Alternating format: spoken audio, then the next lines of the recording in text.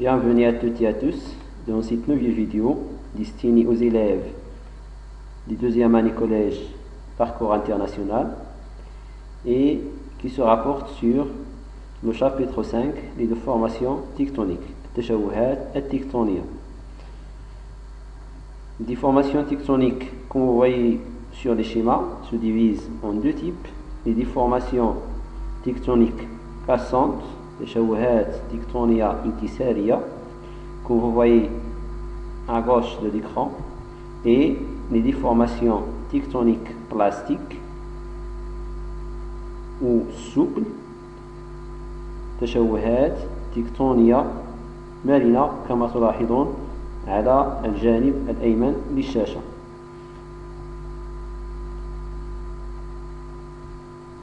Donc, dans cette nouvelle vidéo, on va tout d'abord donner une définition à une déformation tectonique cassante. Ensuite, on va déterminer 6 éléments, puis les types des déformations tectoniques cassantes ou les types de failles. Quatrièmement, on va déterminer les types de forces tectoniques responsables des formations, des différents types de déformations tectoniques cassantes. Et enfin, on va déterminer les lieux de répartition des différents types de déformations tectoniques cassantes. إذن في هذا الفيديو سنحاول التطرق للتشوهات التكتونية. أولا التشوهات التكتونية الانكسارية أو الفوالق، حيث سنحاول أن نعطي تعريفا مبسطا لتشوه تكتوني انكساري أو فالق. بعد ذلك سنحدد عناصره الهندسية، ثم أنواع التشوهات التكتونية الانكسارية أو الفوالق. بعد ذلك سنحدد طبيعة القوى المسؤولة عن التشوهات التكتونية الانكسارية. بعد ذلك أخيرا سنحدد أماكن انتشار كل نوع من أنواع الفوالق أو التشوهات التكتونية الانكسارية.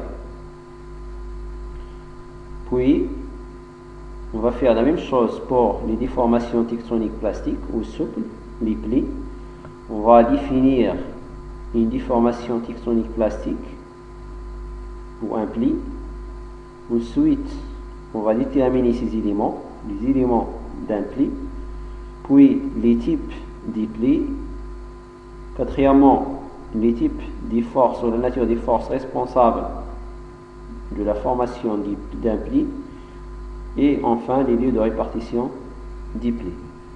Donc, commençons par les déformations tectoniques cassantes. سنبدأ بالتشوهات التكتونية الانكسارية أو الفوالق. Et la définition d'une faille. Qu'est-ce qu'une faille?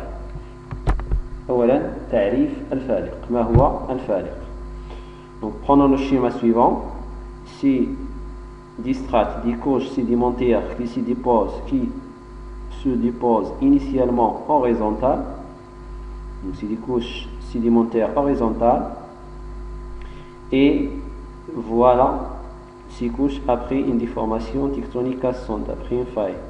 Donc vous voyez, on constate qu'il y a une fracture, une cassure dans ces couches. Donc une déformation tectonique cassante ou une faille, c'est une cassure au niveau des roches, au niveau des couches.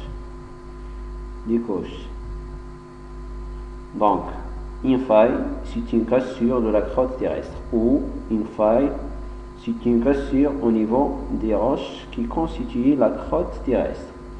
Cette cassure est accompagnée par un déplacement des deux compartiments ainsi créés. Donc une faille, on va répéter, une faille c'est une cassure, une fracture au niveau des roches qui constituent la croûte terrestre.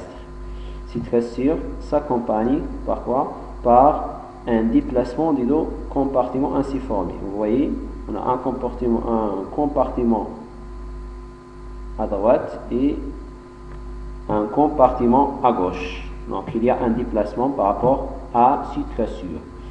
التشوه التكتوني الانكساري هو أو الفارق هو كسر في الطبقات الصخرية هذا الكسر يكون مصحوبا بتحرك نسبي للكتلتين المكسورتين. كما تلاحظون كما قلنا حدوث كسر في الطبقات الصخرية التي تتوضع أنها طبقات رسوبية بشكل أفقي، إذا تتعرض لكسر، هذا الكسر هو الفارق.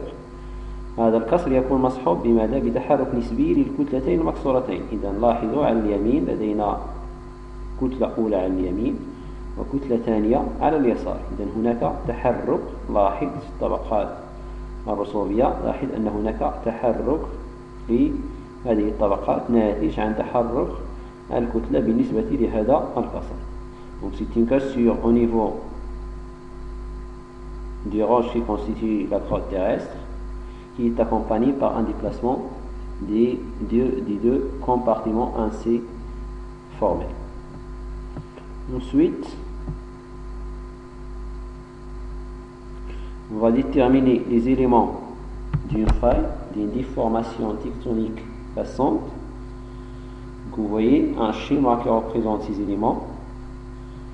Donc l'élément 1 représente le compartiment soulevé. Un compartiment soulevé. 2 compartiment abaissé.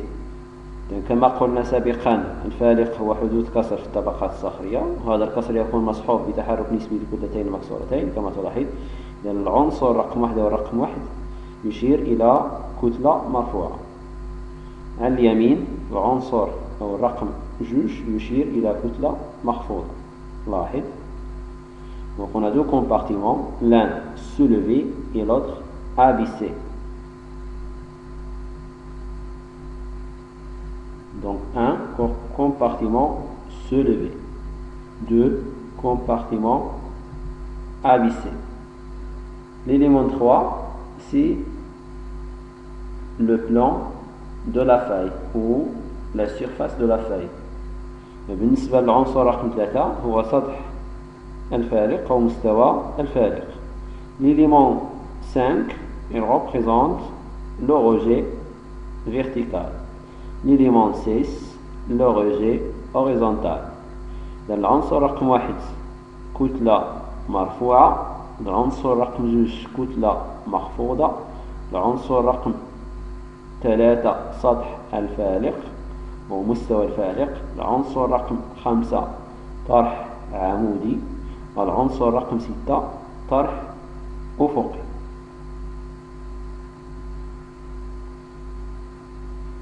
Ensuite, on va déterminer les types de failles. Donc, les principaux types de failles. Donc, il existe 3 types essentiels, principaux. La faille normale, faille inverse et une faille décrochant. Un décrochement. Donc, pour une faille normale, il faut d'abord identifier ces éléments. On a un compartiment, le compartiment soulevé, puis le compartiment abaissé et le plan de faille. Vous voyez, pour une faille normale, le compartiment abaissé est situé sur le plan de la faille. Le compartiment abaissé est situé sur le plan de la faille. إذن بالنسبة لأنواع الفوالق هناك 3 أنواع من الفوالق: فالق عادي، فالق معكوس فاي انفيرسي، وانقلاب. بالنسبة للفالق العادي كما تلاحظ إذا سنحدد أولا العناصر الأساسية للفالق. إذن كتلة مرفوعة، كتلة مخفوضة، ومستوى أو سطح الفالق.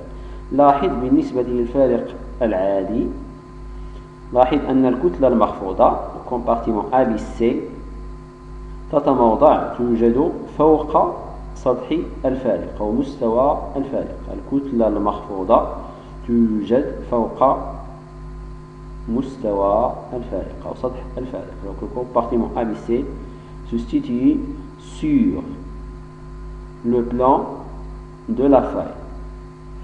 Le rejet horizontal correspond à un allongement du terrain.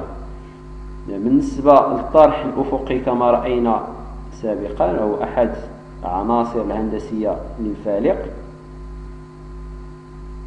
يناسب أو يمثل التوسع أو الامتداد الذي يحدث في الميدان، لأن الفوارق العادية تنتشر في مناطق التباعد. إذن هناك اتساع في الميدان، وعنصر الفارق الذي يعبر عن هذا الاتساع هو الطرح الأفقي. إذن عموما ما يجب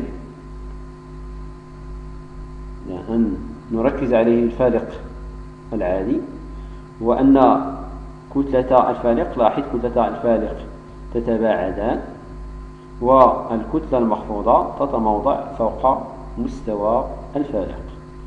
Le deuxième type de faille, la faille inverse. Donc on va faire la même chose.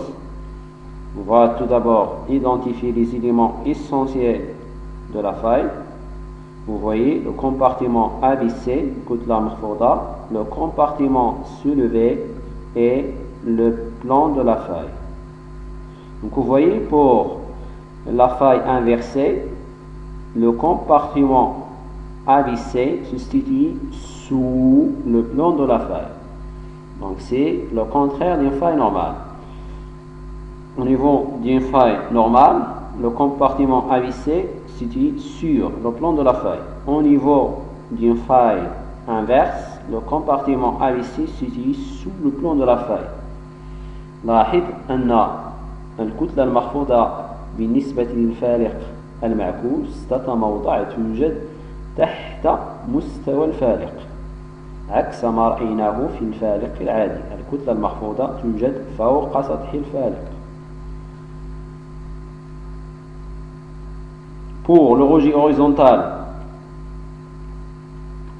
ici, il représente un raccourcissement du terrain. بالنسبة للطرح الأفقي في الفالق المعكوس يعبر عن اختفاء جزء من الميدان، un raccourcissement du terrain. Le deuxième type de faille, c'est les décrochements. Pour un décrochement, donc les décrochements, ils permettent un simple coulissage entre les deux compartiments.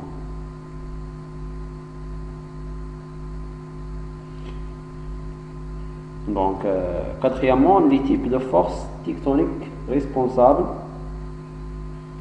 différents types de failles. Les failles normales résultent des forces d'extension. Les failles normales résultent des forces d'extension. On a dit que le rejet horizontal correspond à une extension du terrain. Donc l'extension du terrain conduit à un éloignement au niveau du compartiment de la faille. Ainsi, les forces responsables d'une faille normale, c'est les forces d'extension. Pour les failles inverses, il résulte des forces de compression. بالنسبة لطبيعة القوى المسؤولة عن التشوهات التكتونية الانكسارية، بالنسبة للفوارق العادية تنتج عن القوى التمددية les forces d'extension. بالنسبة للفوارق المعكوسة تنتج عن القوى الانضغاطية.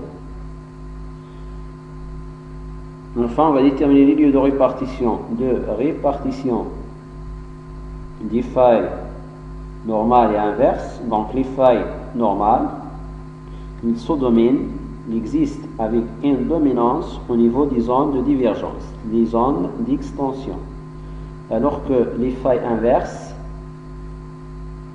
sont dominantes au niveau des zones de convergence, là où il y a des contraintes, des forces de compression.